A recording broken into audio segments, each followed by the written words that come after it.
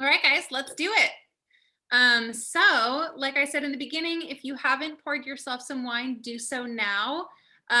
We are down Mike this evening. He just had something else that he had to take care of. But Allison and I, we've got you. It's going to be a fun evening. We're in Italy tonight. Obviously, do not start for us to start talking about each wine to start drinking. If you are staring at your box full of wine and you forgot which ones you're tasting tonight, we're going to be starting with the Rallo Bianco Maggiore. I apologize in advance for my poor Italian accent, which is a Griot. And then help there? Do you want a little help there? Oh, yeah, please correct me.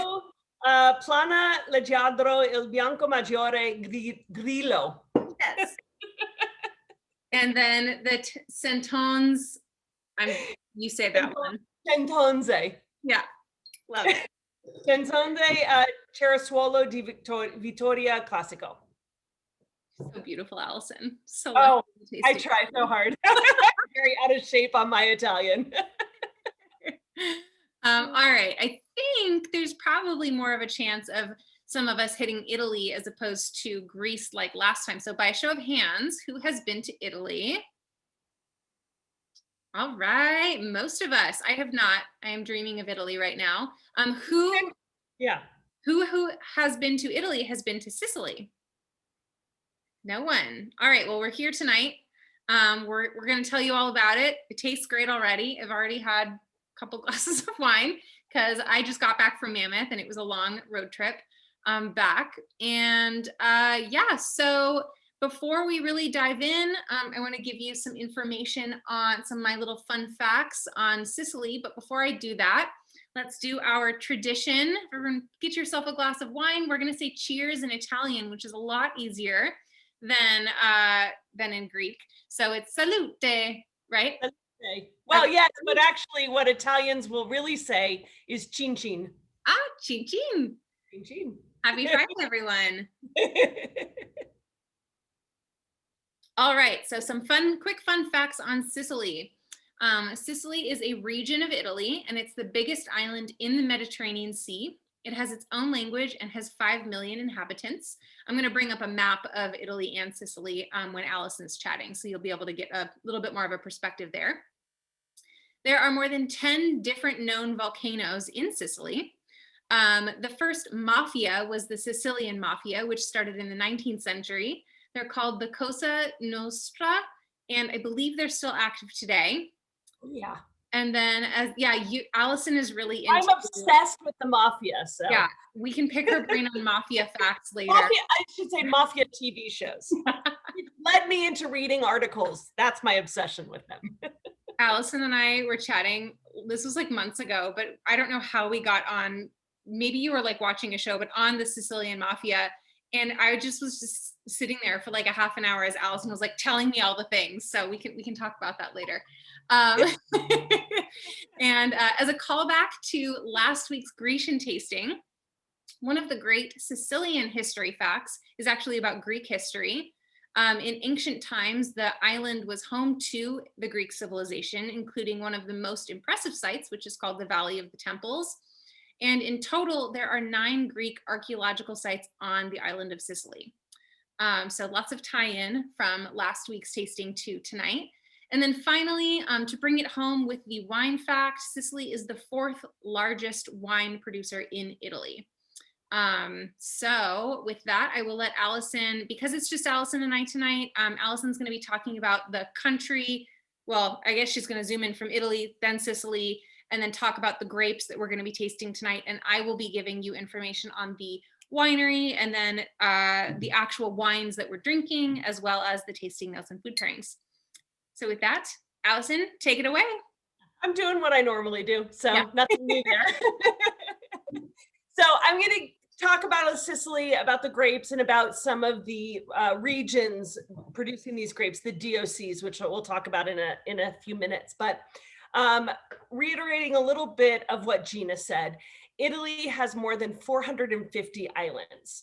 And when it comes to wine, the largest island is Sicily. And it is considered one of the 20 regions of Italy. So you know how Italy is made up of lots of little countries together. Sicily is one of the 20 regions, and it is the largest island in the Mediterranean Sea. It is an island that the Greeks, the Phoenicians, the Arabs, and the Italians have all held sway over at some period in time. And it is thought that the Greeks brought the Greeks did bring all of their advanced viticultural techniques, but Sicilians have been making wine since 4000 BC. And when we talk about like Sicilians of predating, Sicilians existed before Italy existed. In that sense. And that's why there are other languages and all these regions have different dialects, because they all are influenced by the previous people who have controlled them at some point. So in the north, you have more French in their dialect, and in the south, you have more Spanish and Arabic in the dialect. As a region, we talked about volcanic areas last time with Greece. We know that Sicily is a land of volcanoes. It is a dry, warm climate, and it has regular sunshine and moderate rainfall. So this is perfect for growing grapes. You have arid conditions, which reduces the chance of rot and mildew. And this is especially in areas that get the coastal breezes. So anything that's kind of along the coasts of Sicily is perfect. And that makes Sicily a really great place for organic farming, because when they don't have to fight against mildew and frost, they have a lot more freedom to be able to not have to use a lot of additives or external products. And if we think about that, we have to send our thoughts and prayers around the world. Greece is under fire right now, and Germany had floods, and countries in Europe have had, in Italy, northern Italy, frosts that have knocked out potentially most of the 2021 harvest. So we like regions like this that have nice arid weather. We just have to hope the volcano doesn't explode, because then that would not be good. So anyway, in the past, Sicily is a large producer of grapes, a big grape grower, but in the past, the farmers tended to do a lot of high yields, and that made Sicily a bulk wine center. It's where all the other regions, not just in Italy, but around the world, came. They distributed to mainland Europe, and they would help bulk up thin wines. They also sent wine to China and India.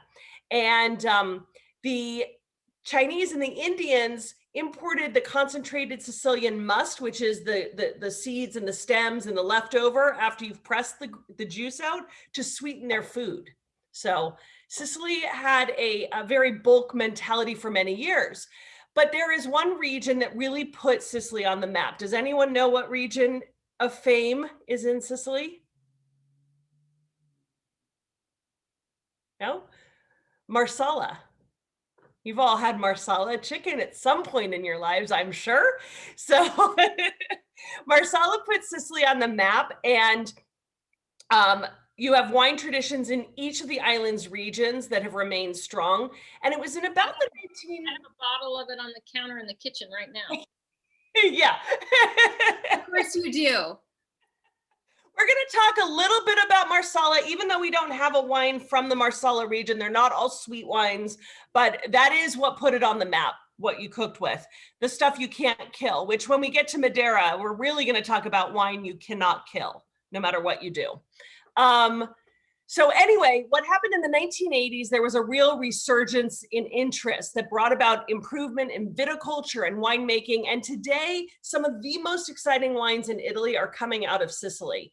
So like many other regions, Sicily holds really tight to working with their indigenous varieties. You can find international varieties planted there, but they're very proud of continuing the tradition of these varieties. So just to talk about some of these varieties, white wines, you have Catarratto, which is the most planted grape in Sicily, and it tends to make delicious, soft, dry wines, but it's also used for volume, and a lot of it is sent to the mainland or exported, again, in that concentrated must. Catarratto, along with Grillo and Inzolia, are used as the base blend for Marsala. And so Catarratto, as the backbone of Marsala, traditionally has actually lost a lot of ground to Grillo, which we're having tonight, which now is making up the backbone of Marsala, which is also improving the quality immensely.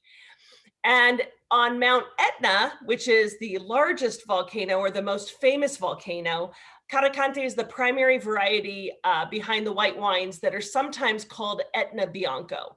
So it's dry, medium bodied with really zippy acidity. So if you ever hear someone saying they're having an Etna Bianco, you know that it's Caricante.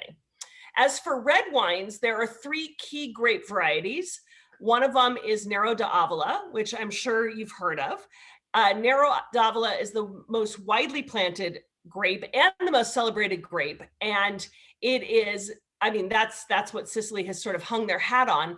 It gives you wines that are really deep in color and flavor, moderate structure, juicy acidity, soft to medium tannins. You get notes of brambly fruit and spice, and they can be youthful or serious. I mean, that you get a whole range. Frappato, which I just love saying that name, is typically blended, but it can be found on its own. And it was once relatively obscure to us Americans, but like myself, I have fallen in love with it. You get floral perfume. It's a leaner style red wine, and I've had a few single frappatos. And then Nerello Mascarese is the second in volume next to Nero De Evola in production. And it's an elegant red that has a lot of passionate followers. It thrives in the volcanic soils of Mount Etna. And it's often blended with Nerello Cappuccio, which is a rustic, spicy grape. And then Petacone is the oldest of the red grapes. It tends to be overlooked because Nero De Evola has sort of taken its place. But there are, well, to compare, there are about 12,000 hectares of Nero De Evola and only 200 to 400 hectares of Petacone. But if you can find it, it exists, and there are a couple producers producing single bottlings of Petacone. And then, of course, you can find international grapes like Chardonnay, Syrah, and Cabernet. So Sicily as a region has 23 denominations of origin, or denominazioni di origine. These are the DOCs. And they have only one DOCG, which is the denomination of origin of control guaranteed. So just to give a quick overview of how you can tell something about levels of wine, Europe as a whole, and in France it'll be AOC, and in Italy it's DOC, and in Spain it's DO. But what it is IGT is basically a geographic descriptor, and it has less rules about it. It is something that gives winemakers a lot more freedom. It is a step up from a table wine, although table wines can be qualified as an IGT. But IGTs break the rules. In Italy, in France, in Greece, in Spain, in Europe, each region has rules as to what grapes are allowed to be grown there. And not just what's grown there, but they have rules about how the plantings are, when they're picked, how you treat them, if they're allowed to see oak, if there are minimum times they have to be aged. All of these things are rules, so that there are certain styles. I mean, you'll taste differences between wines, but these are rules to be called a Barolo, or to be called a Barbaresco, or even for this Terroirs di Vittoria that we have tonight. And so these strict rules, like an IGT, if you think about super Tuscans, that category, what happened was you had all these Tuscan producers, the young generation, who wanted to spice up their Chiantis, their Sangioveses, and they added Cabernet and Merlot to it. And it didn't qualify anymore as a Chianti Clasico or a Brunello, and it became a super Tuscan. It was an IGT status, but over time, it's gotten DOC status, or even DOCG status, because it's become such a highly collected wine. So in Italy, they have a region-wide IGT called Terre Siciliani, which is it's a catch-all for the categories. And then there's another catch-all that's a level up, which is Sicily DOC. Just kind of a generic thing. There are rules under it, but it's pretty generic, and I'll explain that in 1 second. So there are three major regions to know in Sicily. The first one is Marsala, because, you know, we have such negative connotations of Marsala from the past. But Marsala is a city that sits in Sicily's southwest corner. And while it has suffered half a century worth of quality problems, it's a historic port that has clawed its way back to wine prominence. It is famous for fortified wines made in a method very similar to sherry. There are 10 different grape varieties that are permitted. Mostly white grapes are grown in this area, but also red.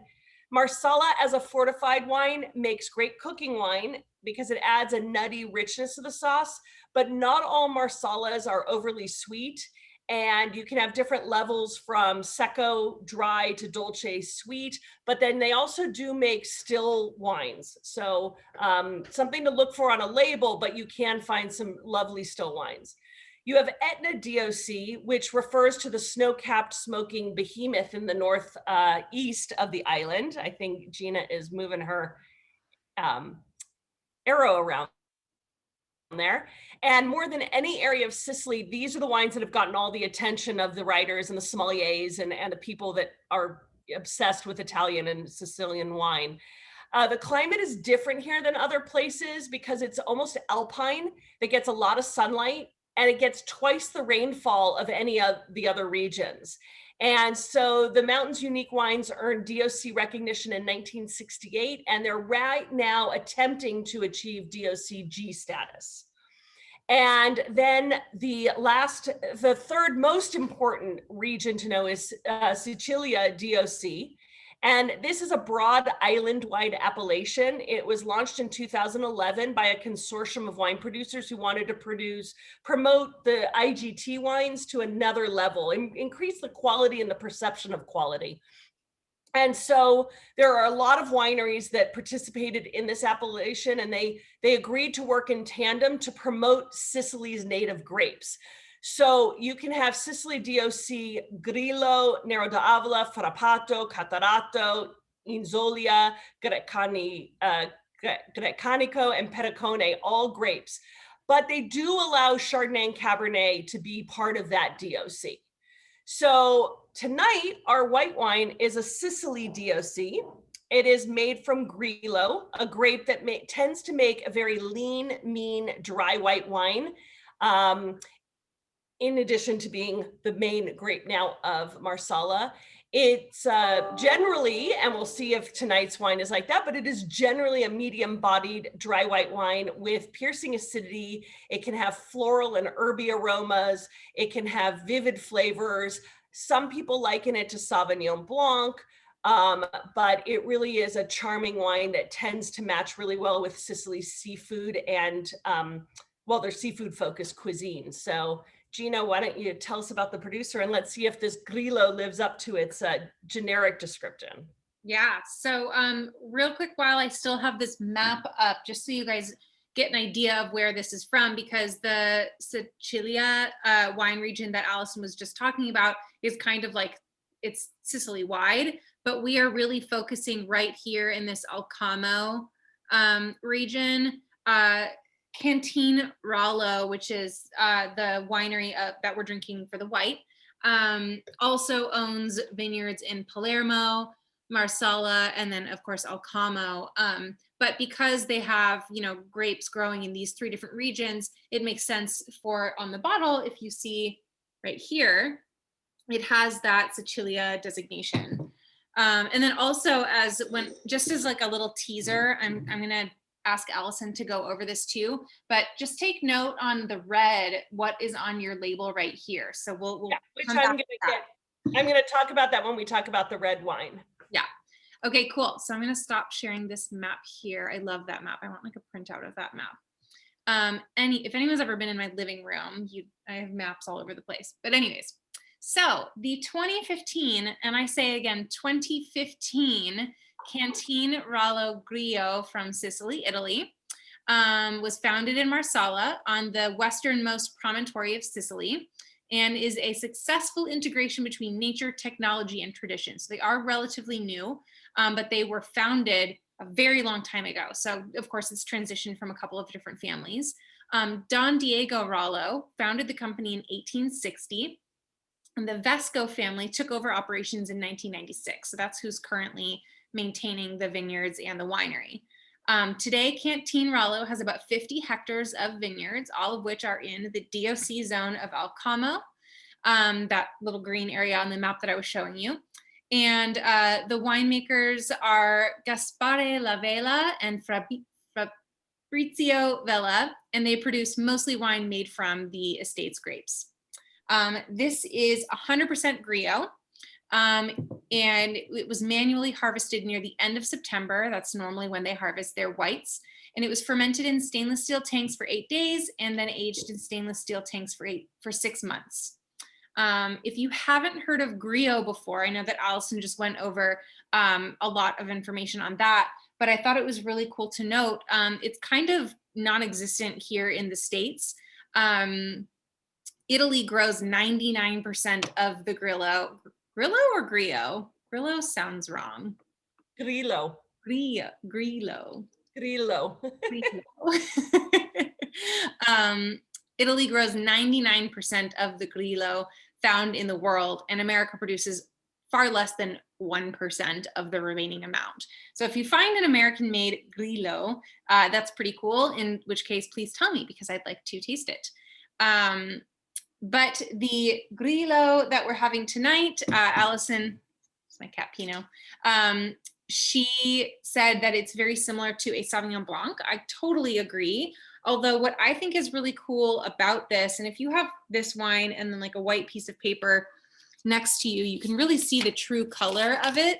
And it's so, there we go. It's so like golden. Like a lot of the Sauvignon Blancs that I get my hands on and taste are like very pale hued and very soft straw colored. And this, I love how like brilliantly colored it is. But do you know why? Does it have a little skin contact? I would assume. No.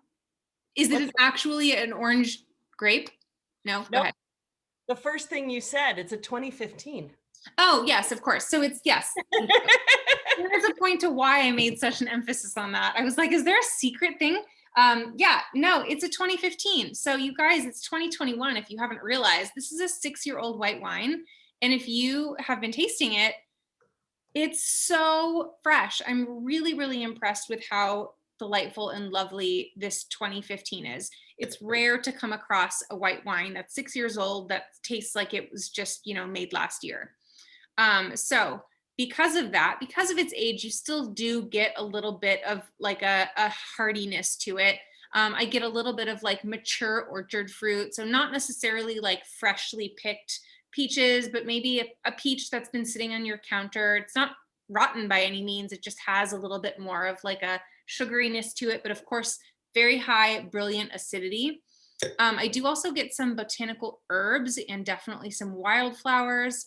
And I also get yellow apple, nectarine. There is a really nice salinity, and then a little hint of bitter nut as well. So there's a lot going on in this white wine. This is not a one like single noted white wine poolside sipper, although it is extremely easy to drink. But I do think that it would go well with a number of dishes, all of which, I mentioned those in the email that I sent you guys, but I wanted to go over them again because I'm just drooling thinking about half of these. Goat cheese is definitely a great go-to. There's a couple of different like appetizer suggestions.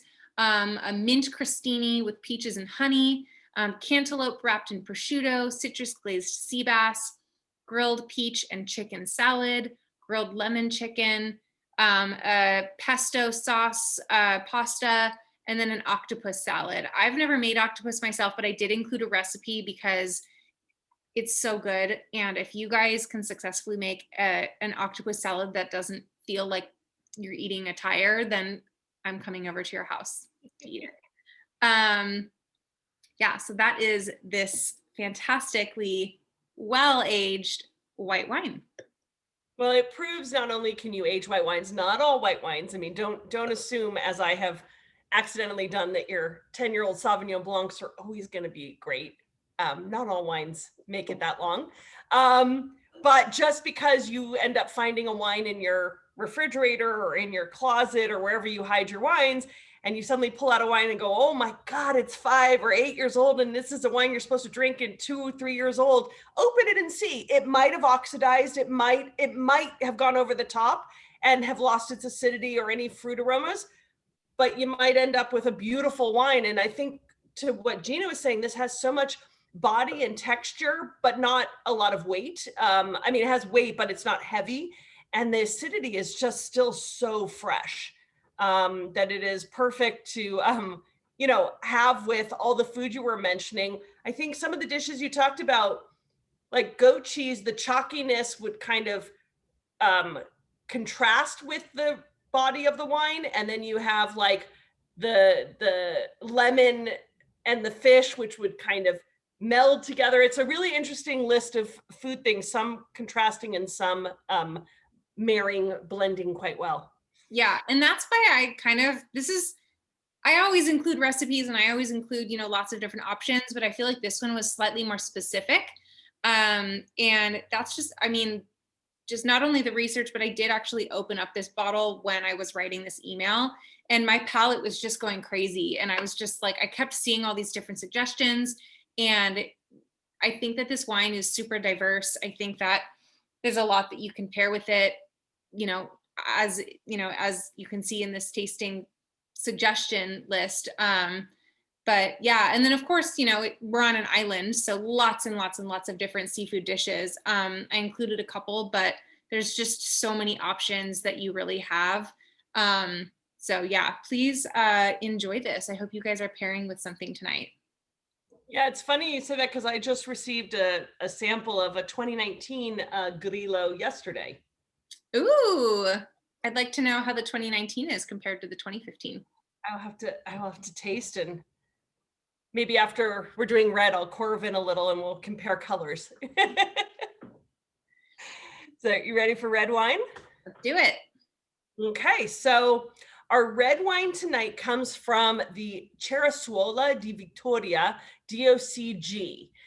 So in comparison, compared to Etna, Sicily's southeast corner, this is the southeast corner of it, offers lower elevation, it offers higher temperatures, and it makes it really prime for red wine. And it is the source of Sicily's only Dscg, which is called Cerasuola di Vittoria.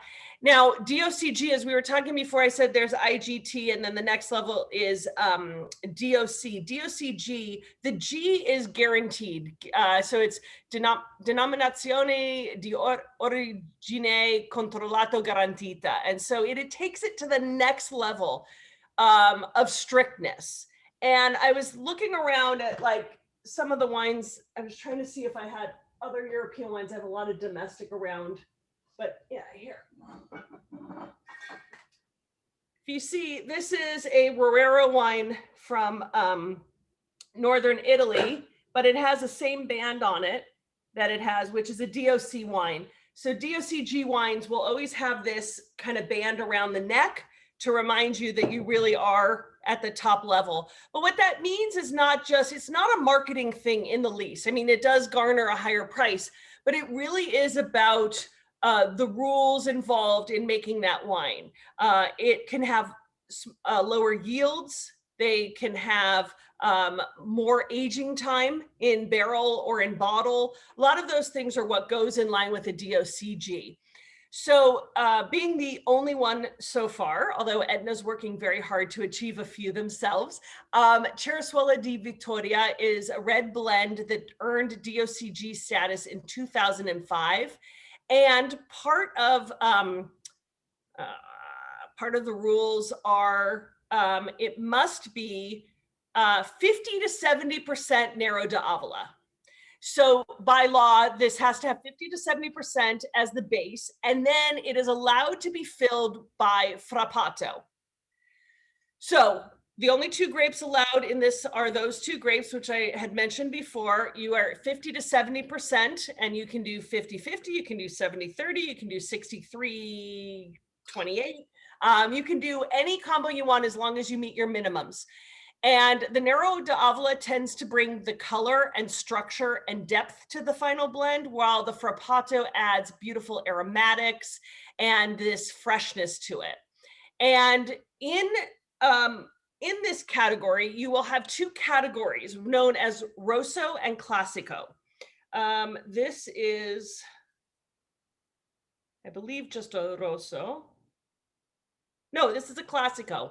If you look on the back, it says Vittorio Clasico. So I'm sure you've heard of Chianti Clasico. This does not mean that these are classic made or that they're classic wines or anything like that. Clasico, okay, so the Rosso has to be, the general Dscg has to be aged for about 8 months. To be called Clasico, it needs to be grapes that are grown in the traditional zone of the region, and it must be aged at least 18 months. So when we're talking about Chianti Clasico, we are talking about a traditional zone of the town, a literal piece of property or area that is the traditional area, and anything from that area can fall under Clasico. The same thing goes with this. We are in the southeast corner. You've got the region of Ceresole di Vittoria and the old town, the classic part of the town. If it comes from that area, it's a Clasico, and that's what this is. Before Gina jumps into the winery and the wine, I will tell you one little trick, that Ceresole actually means cherry. It is a word. That is because these wines tend to have red berry notes like strawberry and cherry. They can have hints of licorice and leather. And generally that when you have a Ceresole di Vittoria, you have wines that are made of finesse and that they're very cellar worthy. So the ones, well, I should clarify, the ones that are cellar worthy tend to have more Nero De Evola. So I believe that is our case tonight, but Gina, is that correct? Yep. Yeah. So this is a super special wine. I almost called you Victoria. Allison already mentioned that it's the only Dscg designated region in Sicily. But it goes beyond that. It's a super intense, like, family owned company. So it was established in 1998. It's owned and managed by the Santonze family. Giovanni, who's the winemaker, his son Nicola, his daughter Carla, his granddaughter Martina, and his brother Gino. Giovanni is an enologist who has worked for a number of Sicilian wineries, and he is the former president of the Association of Sicilian Enologists. Nicola, his son, is also an enologist, and he graduated at the University of Contigiano, Veneto, and is now now consults for many estates throughout Sicily and other Italian regions. Martina, his granddaughter, is a trained sommelier and graduated also in enology at the University of Marsala in 2018. And now, in addition to dealing with sales, she also helps her grandfather and her father manage the company. Carla is his wife. Is his daughter. And she's the wine technician and manages the family's wine shop in Marsala together with her uncle Gino. So this is like not just a family who likes wine. They're all like highly trained and really understand what they're doing, which obviously makes for a fantastic quality wine that tastes really delicious. I don't know if you guys experienced tasting the wine right out of the bottle. It was a little tight, but now I've had this sitting in my glass for about an hour, and it's just so good. I'll get to tasting notes in a minute though. The family's vineyards, where the wines are produced, they don't actually own their own vineyards, but they seek out certified organic vineyards in the most representative terroirs of Sicily. So they're really focused on terroir-driven wines. And their wines are mainly made with the indigenous Sicilian grape varieties, which are Frappato, Nero De Evola, Griot, and Zabibbo. And the philosophy for their wine production is to respect the grape variety without upsetting its balance, to work with yeast that has been selected in the area where the vineyards stand. And Nicola, the winemaker, his aim is to make wines with only a few but very well done interventions. So as we've all mentioned many times before, what is a huge passion of mine is low intervention wines. And this winery is very much that, which is really great. So the wine that we're having tonight is a very classic blend. It's 40% Nero De Evola and 60% Frappato, which falls right in line with the specifications that Allison was talking about. You mean the way around. Oh, because it has to be 70%. Yes, good call. Then I thought that it was also worth mentioning that there are 74 Dscg wines in Italy. Most are concentrated in the regions of Piemonte, Tuscany, and Veneto. And so, like I said, like Allison said, this is the only one in Sicily. So this is extremely special. Nero De Evola is normally compared to like a Syrah, sometimes a Cabernet Sauvignon. Of course, those like bright cherry notes, some plum notes, and it adds most of the weight and body to this specific wine. And then Frappato, on the other hand, is super light-bodied and almost has like Beaujolais-like notes of bright cherry, strawberry, and herbs, very low tannins, and a very fresh acidity. So those two together really complement each other. And I've also heard that a lot of people compare this specific blend to like a Cab Sauv and Merlot blend. So really perfectly married together, kind of on the opposite ends of the spectrum of, you know, light-bodied to full-bodied wines within one region. And I really, really like that. So I like this much better than a Cab Merlot blend. Yes, yeah. I mean, honestly, I do too. I think I'm a little tired of Cab Merlot. That's not to say that that's bad, but this is a really nice kind of fresh spin to that. Yeah, maybe it could even be maybe like a Syrah Grenache blend, although Frappato is even kind of lighter, but it has, I know that Katie and Kevin, you're not getting a lot of aromas off of it. I'm getting off of mine some of the kind of dark red fruits, but beyond that, I mean, when I initially put my nose in, I think I got a little bit more of that kind of licorice smell, but it is sort of tapering in and out. But on the palate, I've been swirling now per your recommendation, and it is opening up and getting more of the fruit versus the floral. It's really amazing. And I think those secondary things like leather, earth, and other things come as it opens up more, and even potentially tomorrow. You know, I mean, this might be a wine that needs a little time. And then I think, you know, when you're tasting it, yeah, you get such beautiful texture on the mid palate, and you get this great acidity and these really soft tannins that are almost sandpaper like. And it's just a, I don't know, it's so yummy. I don't know. Gina, what did you suggest eating with it? Such a crazy list. Slow cooked beef with juniper berries. I don't know if anyone has a juniper berry hookup in California or anywhere else, but I'd also like to know, because that's a berry that I've never had. But that was on the list of things to pair specifically with this blend, which I thought was really cool and worth mentioning. A super casual, this can be a pizza wine. I also thought it would be really good with hamburgers, and because of the brightness of the kind of cherry notes, I thought that it would be cool to kind of tone it down with like a really fatty meat. So throwing on some bacon strips onto that hamburger would be really good. Ossobuco, which is veal shanks. I don't know if anyone has a Eureka. I live in Santa Barbara, and there's a really, it's not a chain.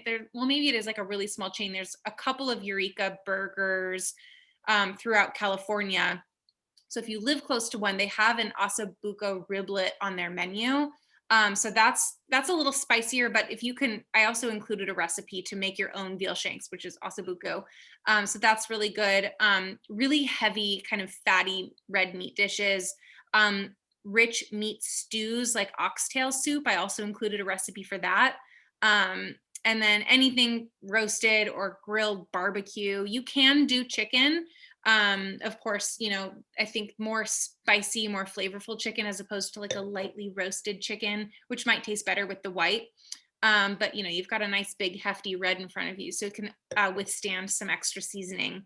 And then for my vegetarian friends, peppers stuffed with, I put ground beef, but you can also do like a beef substitute, maybe like a Impossible Burger type, you know, blend with raisins to kind of sweeten it up. And I feel like those notes really hit with every single kind of aspect of the tasting notes that I get from here. So yeah, lots of crazy stuff. These two wines, I don't know. I feel like I just got so many ideas from tasting these two wines together, and there's just so many different things that you can pair. Of course, there's the saying that's like, what grows together goes together. And so, you know, lots of seafood dishes, although I don't necessarily think I would pair tons of fish dishes with this, but maybe like a grilled fish. Well, I was going to show you, I corvined a little bit.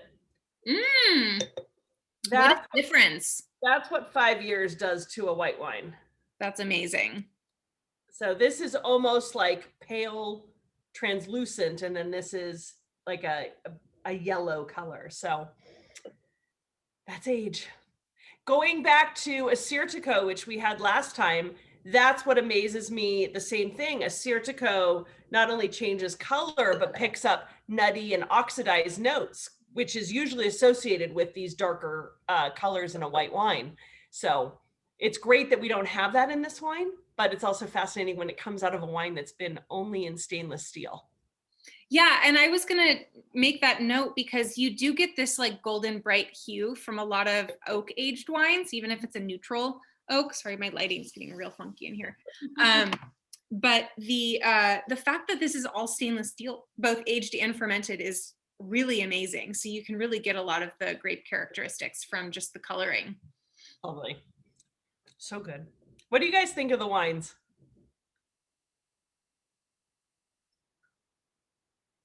Thumbs up.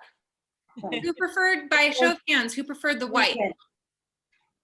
The white's super interesting. Like it's got so much like depth and complexity, and but I mean the red is really good. I like your suggestions like with burgers and meat, and but it's like fruit forward, but still has different like tartness, but you can feel like meat with it. I mean, it definitely, you know, even like with the bell pepper, that stuffed bell pepper flavors, and like really good. Yeah, the red has really nice, there's also a minerality on the finish, and I think that's what kind of draws me to it, because it's not that, it's got all the fruit characters without being over the top like a lot of red wines can be or other grapes can do. And I think it's got such beautiful balance of acid and tannins and this minerality that, I mean, it's making me like, I can almost taste a hamburger right now like with it. And not in a weird way too. Like you get you get so much of that fruit up front, but then you also get like a meatiness to this wine, which I think is really inviting. And I don't eat a ton of meat, but yeah, it really makes me crave like a juicy hamburger. And for the white wine, you know, something I find kind of interesting, I've been looking at a lot of the wines that I've had that I'm tasting to write about and things like that. And I'm sort of on a white wine kick. I realize I am a huge fan of white wines. There's such diversity. I love all wines and interesting wines, but you know, I love acidity, and I'm drawn to white wines more and more. And I was thinking about this as I was like tasting this 2015, is that if I'm going to a restaurant, and generally with the kind of food that I eat, I like a lot of fish, I like vegetables, I do eat meat, but I mean, just if I was looking at a diverse thing to go through a meal and not wanting to have different wines for every course, a lot of times I'd love to find a white wine that might be able to take me through that, assuming I'm not having a stew, an ossobuco, a steak, something big like that. And what's nice about a wine like this with the age on it is it has a little more texture and body and roundness to it that could stand up to, you know, it has the acidity to start your meal, and it kind of can carry you through a lot of your meal. So that's what I think is kind of cool about an aged white wine when you find a good one. Yeah, definitely. Absolutely. We were torn. I'm normally a red wine girl, and I preferred the white this time, but probably because we had a pineapple chicken. We didn't have lemon, but we had pineapple, so we kind of riffed it a little bit. So the pairing, I think, really kind of helped me enjoy that more. And then team red wine. I don't know why. It was just good. Great. It is a good red, but I mean, pineapple chicken with this wine, I can totally see that being good. Like yeah. No, the tropical notes of the pineapple would kind of uplift the slightly aged white. Absolutely. And yet it has enough body to stand up to the chicken, which is what's really nice. It's, I mean, that's the great thing is like, I wouldn't jump on one of those marketing terms of saying it's a white wine for red wine drinkers, because I don't think that this is a beautiful wine in and of itself. And I'm not trying to convince someone to drink white wine, but I think that it has, a lot of people who think of white wines as fresh and crisp and, light, this gives you maybe that texture that is why you are drawn to red wines.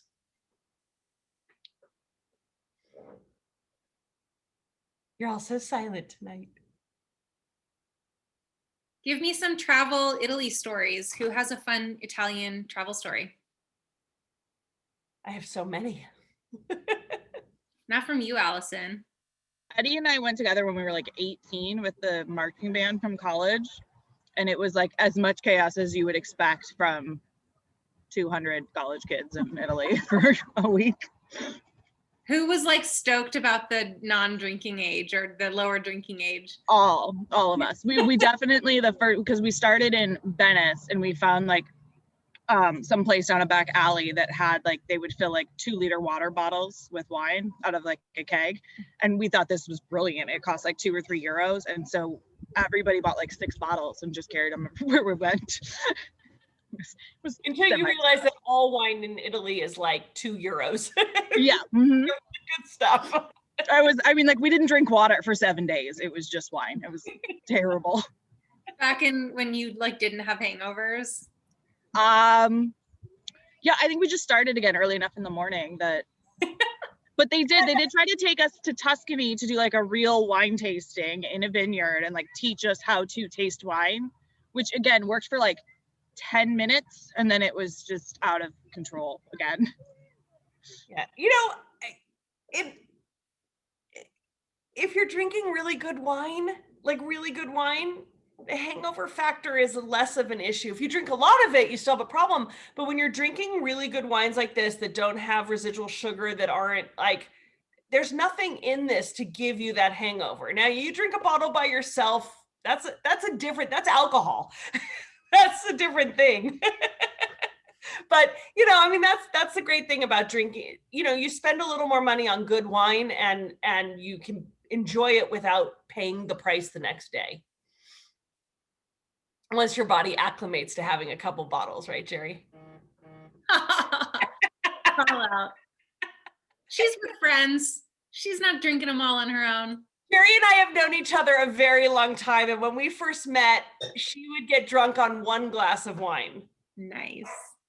And now she can taste and enjoy.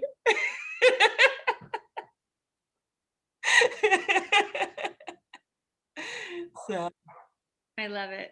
My friends are like, we don't know that person. Exactly. If you're friends with me long enough, you develop a love for wine and you just learn to drink a glass or 2 without, worries. You guys have a favorite wine to drink together? Allison, you and Jerry? We haven't drunk wine together in so long. I know. It's true. Yeah. Yeah, no, I don't know. We had a I was just gonna say I love Italy and my husband and I did our honeymoon in Italy and he's not a wine drinker. So I kind of like take him along and I'm like, maybe try this one, like, in hopes that he'll find something and it's not him. And I'm like now just totally okay drinking along, which I don't know what that says about me and my marriage. But if you ever have a need for a Coravin, that's a great utilization for that. Okay, true. Okay. Yeah. Because sometimes, like it's like a Tuesday. I mean, I pretty much have a glass of wine a night. My therapist isn't happy about that, but I'm just pretending I'm in France or Italy, whatever. I don't care. But if you're really only just going to drink one night, but you want to have like a nice crisp white that probably isn't going to last for 4 days in the fridge, I Corvin it, and that's a great opportunity. They're doing, I think I'm not a seller of Corvin, although I would like to be. So I'm not like making any money off of this, but they did just release a new model, which of course is like $1 million, but that means that their oldest model is super cheap. And I have a couple of the different models, and I don't truly see that large of a difference between the two. So there's some pretty good sales on some of the older. And also the needle you get, they have one that lets more out. Mhm. So it's probably better. Like if you want to drink like a quarter of the bottle, half a bottle tonight, but you may not want to revisit that bottle for a couple days. Okay. You know, having something that pours, you know, you can open a wine and like this red wine will probably be good in 2 or 3 days. Well, I have the air, the pump thing, and Yeah. I would like to say it lasts a couple days, but you know. Yeah. You know, air pumps and all those things. I mean, you have to think about wine as a flower. And when you think about flowers, when you go to the store, and when you go to a flower shop, a proper store, and you pick the flowers, they might look great the minute you walk out of the store, and you put them on your table and they look beautiful for a day. And on the second day, they look good, but they don't look as good as day one. And by day 3, they still look good. You're not cleaning the water out or pulling anything out. Nothing's drooping, but it's looking a little lackluster. And by day 4, they're starting to fall. Yet there might be certain flowers like a rose that takes a day or 2 to open up. And that's what wine is. I mean, you have to think of wine as like a flower. Some wines, they're great when you open them. They'll last a day, maybe 2. On the 3rd day, you can drink them, but they're not going to be that fresh, exciting that you had on day 1. Other wines, you might drink on day 1, but you need it to open. And whether that's in the glass or a decanter or just the time, you know, you need it. And on day 2 or day 3, you're suddenly like, whoa, that's like. I was going to say that about the red that we're opening tonight. And Katie and Kevin, you guys were saying earlier that you're having a hard time getting any nose off the wine. And I think that this, while I'm truly enjoying it right now, it's now been open for 2 hours. I think that this is a day 2 kind of wine. I really do. So if you can save, if you're not truly enjoying it now and you want to save it for tomorrow, go back to it tomorrow evening. And you probably will have a totally different experience with it. So yeah, I think I'm going to call it. You can email me if I'm wrong. I think this is a day 2 wine. You know, leave it in the glass and see what happens. You know, it's or put in the glass and wait. You know, it's just an interesting thing to always kind of see where wines go, because you think of it as a living thing. And, you know, if you always think of it like flowers in the flower store, you know, they all have their different moments of glory. So We'll definitely drink it later to try it again, and then drink it tomorrow to try it again. So Yeah. we're Awesome. And also for red wine, I mean, if you put it in the fridge, it doesn't allow it. I mean, it's not breathing. Leave it on your counter, because the fridge just freezes I mean, it's so cold, it just doesn't have room to do anything. So Mafia, just have to say it. Oh yeah. I'm a little bit more obsessed with the Camorra in Naples than I am with Cosa Nostra in Sicily. There's a phenomenal, like the best show I've watched ever it's now on HBO Max, all 4 seasons, plus the movie Gomorrah. If you haven't seen it, Allison, put it in the chat. Huh? Put it in the chat and where we can stream it from. Okay, I'll add it. But Gomorrah is just hands down once you get used to the violence, which doesn't end, it was, but violence, like real violence. The guy who wrote this book originally was 26 years old. He was a crime investigator, and he wrote a story about the Camorra called Gomorrah. And the Camorra is more of a lateral, they're not a hierarchy like Cosa Nostra. They're more like clans, and lots of killing. And as a kid growing up in Naples, he saw dead bodies. He saw this happen. So he wrote this book. It became a bestseller. They made a movie, which has no relation to the TV show, became an international hit. They made a show. He stood out on a square in the center of Naples being interviewed and announced by name some of the families, telling them that they had no place in Naples, like the people of Naples do not need them. And they put a hit on his life, and he's been in protective custody for 15 years. I think it's been life. In life, Okay. in real life. So the story behind everything. So then he has the show, which they're filming a 5th season, which I can't wait for, but they turned the movie into a TV show, which I like a lot better. And you see the humanity of these people who don't have humanity. And it's a really fascinating thing, but Gomorrah is on HBO Max, 4 seasons, plus a movie that you watch at the end called Il Immortale about one of the characters. And then season 5 will come. And then that led me to researching other things, and the Cosa Nostra and out of Sicily, the Camorra out of Naples, and the Andugiani or something out of Sardinia are the 3 major mafias. And there have been arrests made, major arrests, including one that just happened in the last month. And they've seized properties because they've gotten into real estate.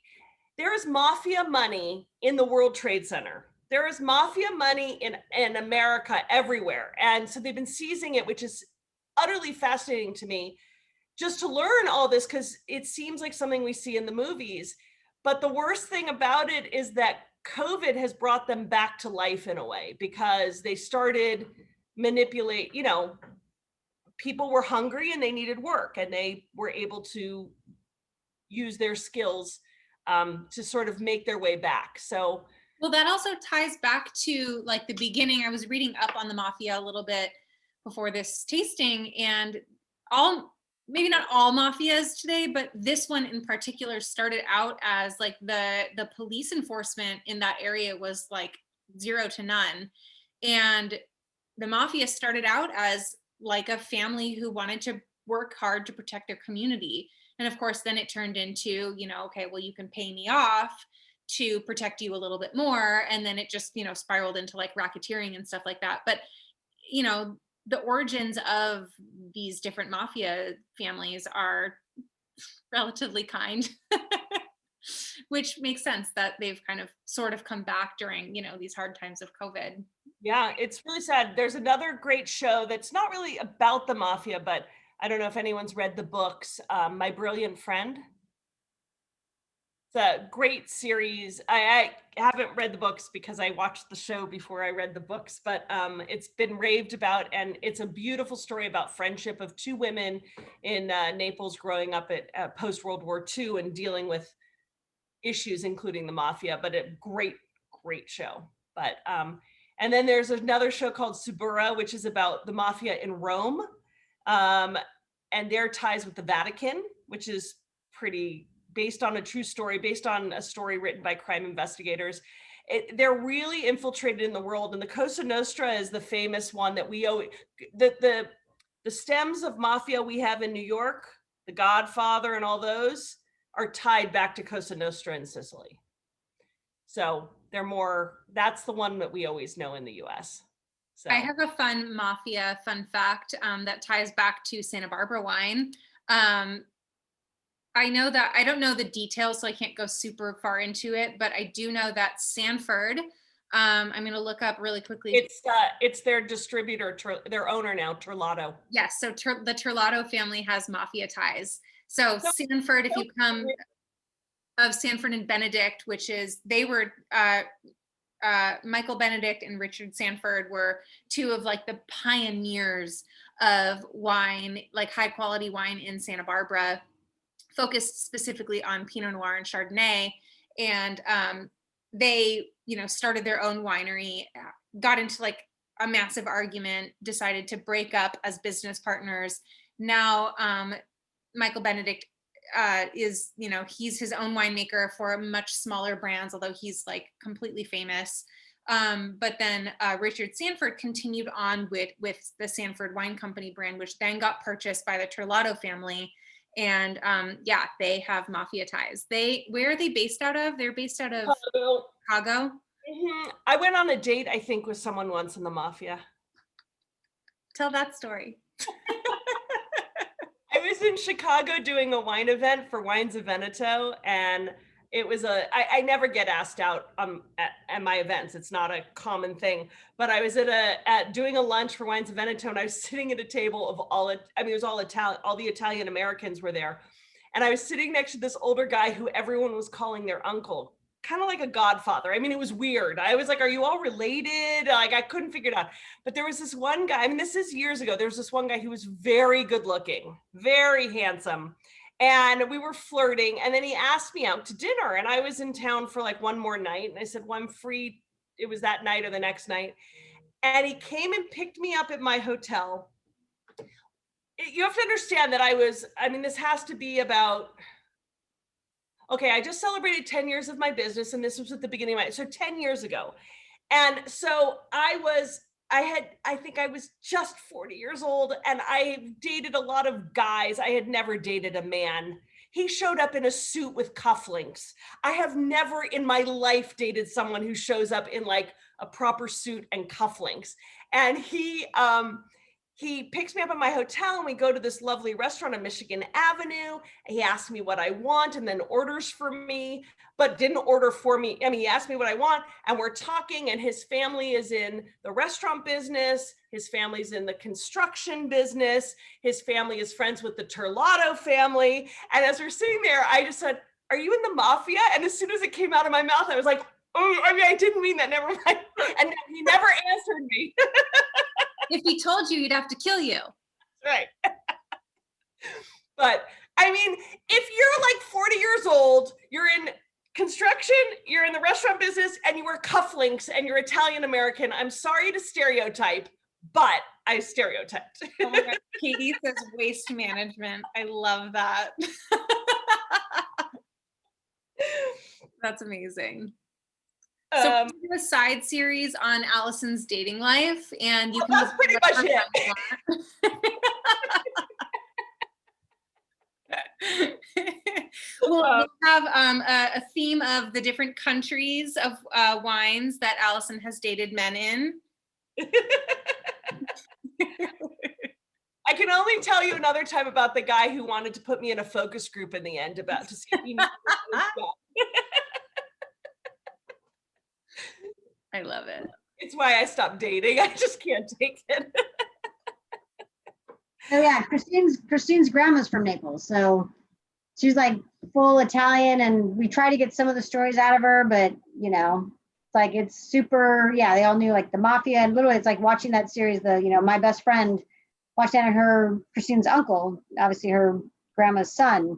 You know, it was like, yeah, it's so true, and Naples is very, the Neapolitan, but she was very, religious about, if you're from Naples, like you're not from Sicily. Like Sicily and Naples had a big rivalry, like it's very interesting. But and then we went back there, and we were like worried about like Naples and the mafia, and but it's super safe, couldn't have been nicer. I mean, definitely there's a lot of sketchy parts. I mean, as there are in every town, but knowing where to go and the beautiful people and until you watch Gomorrah and you realize, holy crap, they're everywhere.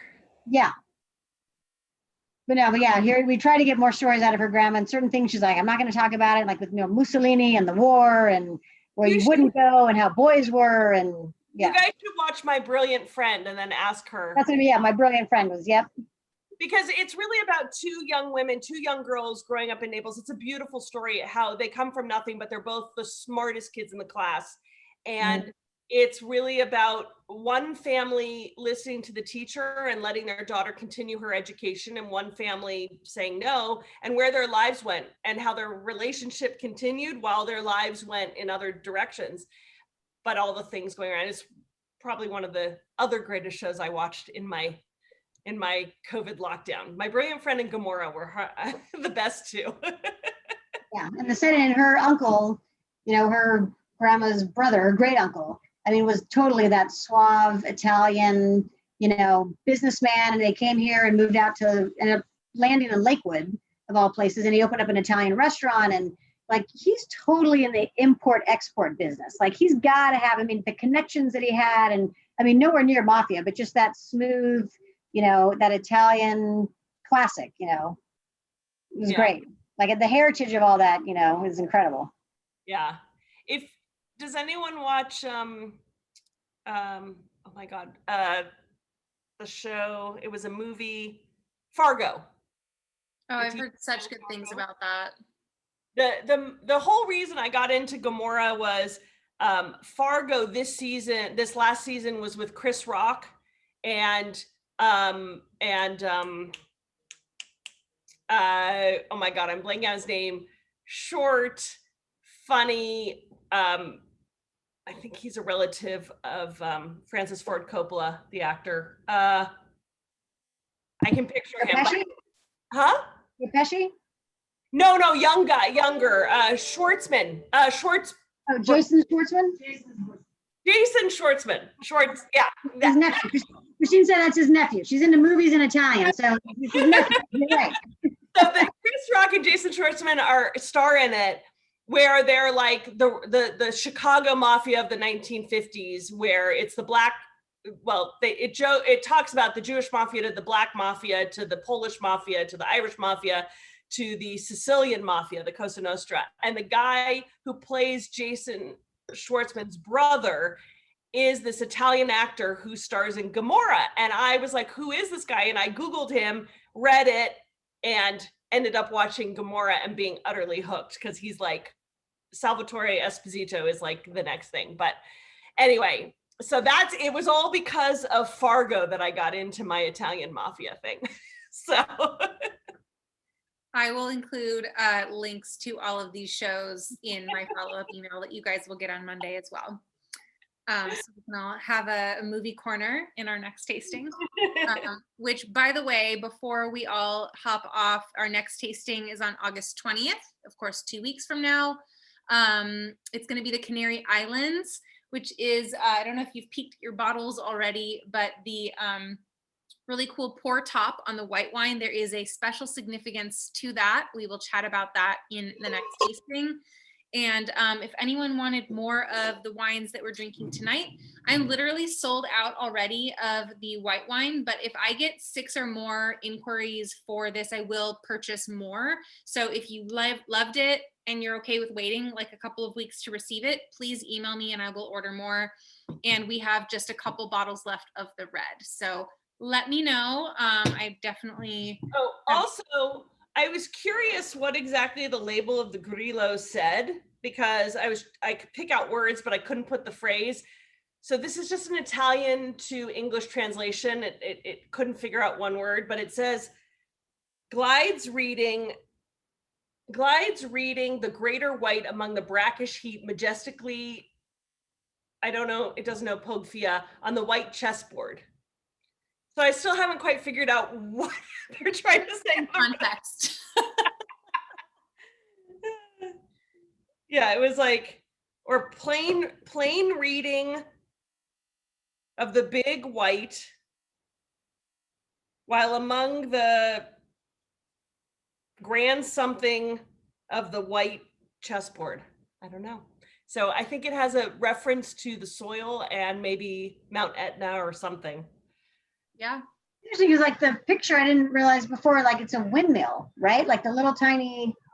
Yeah. Like, do they have windmills like not Amsterdam, or like is it a wind, or is it like a little chessboard with a windmill thing? Like what they're is kind of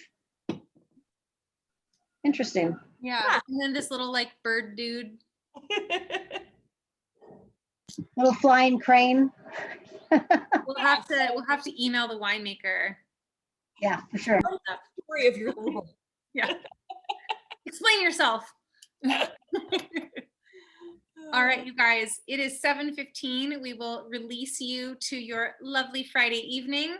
Thank you so much for joining us in Sicily. We will see you in the Canary Islands.